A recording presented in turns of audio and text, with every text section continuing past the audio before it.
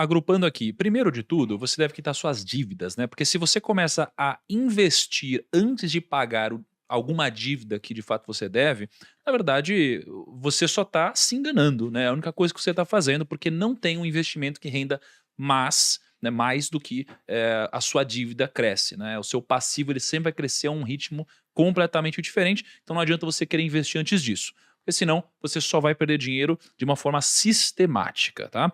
Segunda coisa, estudar um pouco sobre matemática financeira. Na verdade, foi isso que me fez começar a investir.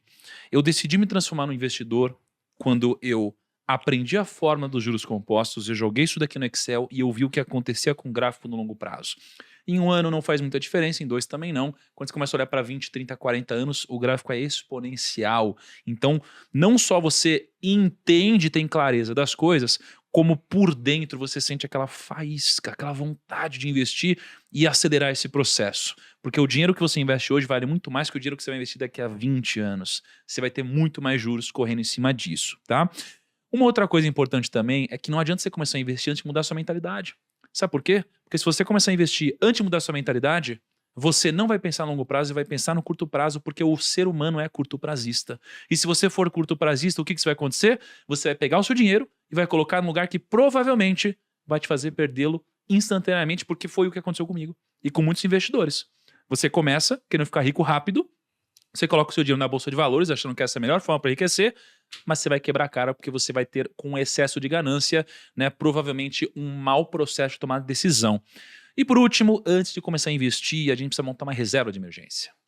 Do que adianta você pegar o seu dinheiro, colocar ele em ações, e aí daqui a um mês você ser mandado embora e precisar de um dinheiro para cuidar das suas contas de casa ou da saúde de alguém da sua família.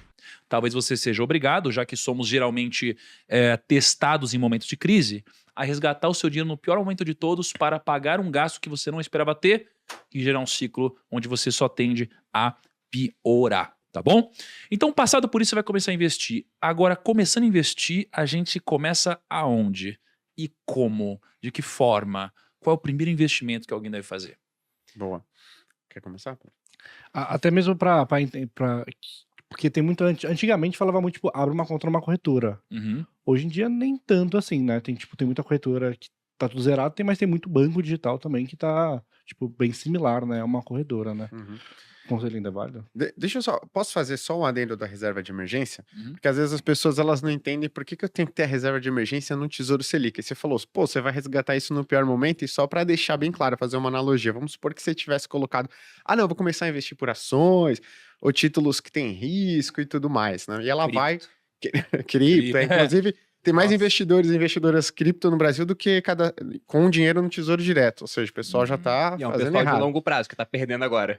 Ficou pra longo prazo. É verdade. Exato, né? Transformando investidores de longo prazo, né? Mas enfim, você tá lá com 6 meses de reserva de emergência em ações, tesouro pré-fixado, tesouro IPCA+, que são títulos que oscilam, né? Investimentos que oscilam bastante. Uhum. Você fala, poxa, eu tô ganhando em 1, 2 anos, tá subindo muito mais do que se eu tivesse lá naquele investimento super conservador do Tesouro Direto. Por exemplo, no Brasil, a gente teve 4 casos aí nos últimos 5 anos de impactos que geraram quedas de mais de 20% ou em ações ou nesses títulos que eu falei que balançam bastante. E a pessoa tem que pensar, o quanto que eu tô perdendo, tangibilizando isso daí?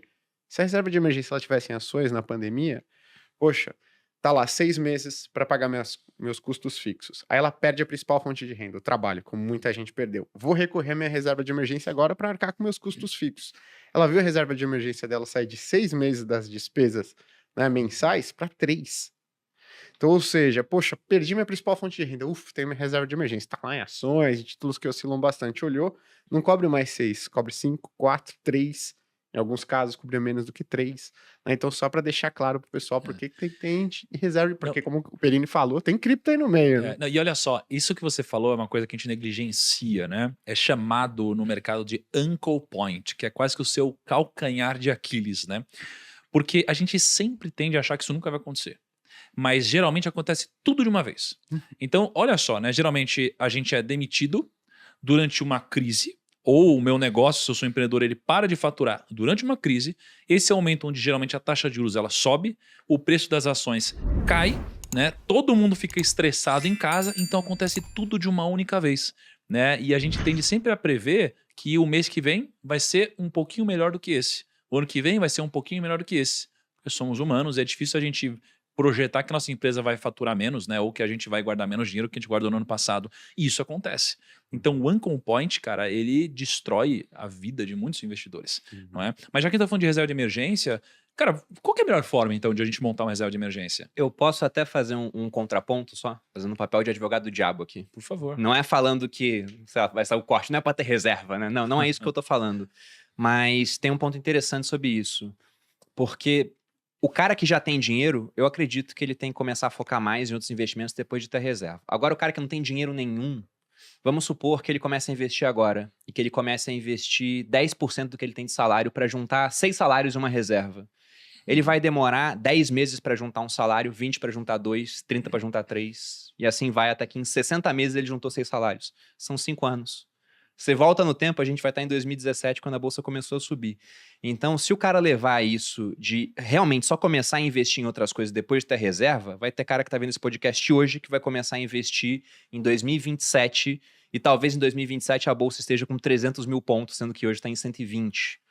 Então, o que eu penso é que você tem que focar na reserva, até para evitar que você seja obrigado a vender tudo quando o One Point chegar, mas você tem que começar a molhar o pé na piscina da renda variável, que é começar a investir um pouquinho em ações, um pouquinho em fundos imobiliários, sabendo que tem que ser um pouquinho, porque na hora que a crise vier, e é engraçado isso, eu lembro que antes da crise vir, diversos educadores financeiros, analistas, faziam posts assim, o que você vai fazer se as ações de repente caírem 50%? Olha, Aí nos comentários do pessoal, vou continuar comprando igual. Aí os outros, eu vou continuar recebendo meus dividendos, tudo igual. Aí quando a bolsa caiu 50%, o cara que falava que ia comprar foi demitido. O negócio dele quebrou. E o cara que falava, vou receber dividendo, as empresas pararam de pagar. Porque era muita incerteza, elas seguraram o caixa. Então tem que ter reserva.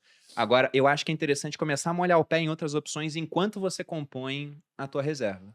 É, até porque, cara, é muito difícil você aprender alguma coisa sem você aplicar na prática. Ninguém né? aprende assim, cara. Não aprende sem ensinar. Imagina, você dá um Kama Sutra pro cara que é virgem. Ele vai aprender? Ele vai aprender só lendo? Ou ele vai saber menos do que o cara que não lê nada, mas tá dando uma transada de vez em quando? É um exemplo óbvio, Pô, né? geralmente eu dou exemplo no ringue, né? Pô, É. Você vai ler um livro mais né? elegante. sobre luta, É mais você vai elegante. subir no ringue, né? Você fica 10 anos lendo um livro sobre luta, aí você vai subir no ringue com um cara que luta todo dia, você vai tomar um pau, né? Mas também faz sentido esse Fixou exemplo. bem na galera. Tenho certeza que o pessoal pegou a mensagem agora. Cara, só antes de a gente evoluir, então, o que concordamos aqui é o fundo de emergência, ele é uma prioridade. Sim. Né? Antes de a gente, de fato, começar a pensar, vou travar para 30 anos alguma coisa. Fundo de emergência é prioridade. Qual o investimento correto para vocês no fundo de emergência? Para mim, não tem que ter dúvida, é Tesouro Selic. Né? Então, Uhum. Tesouro Selic é o investimento com menor risco do mercado financeiro brasileiro, ponto. Tem menor risco que a poupança.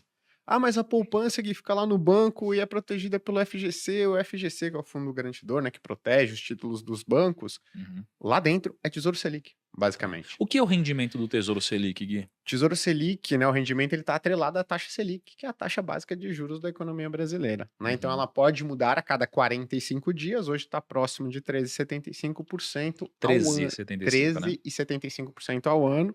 O que é uma baita de uma rentabilidade, né? Então, às vezes as pessoas pensam, de novo, né? Você entende o básico de matemática financeira, faz a continha dos juros compostos, você vê que é uma baita de uma rentabilidade, né? Então, poxa, esse é o Tesouro Selic, né? Então, pô, todo investimento ali é atrelado à taxa Selic vigente. Você pode ir ou direto no Tesouro Selic, ou através de um fundo de investimento que só compra Tesouro Selic. E aí, no máximo do máximo, Gui, mas eu não posso colocar em um CDB de um banco, porque meu banco já tem lá, né, um CDB. Ok, mas a gente está falando de grandes bancos, né? Itaú, Bradesco, Santander, Banco do Brasil, Caixa, CDB, que paga 100% do CDI.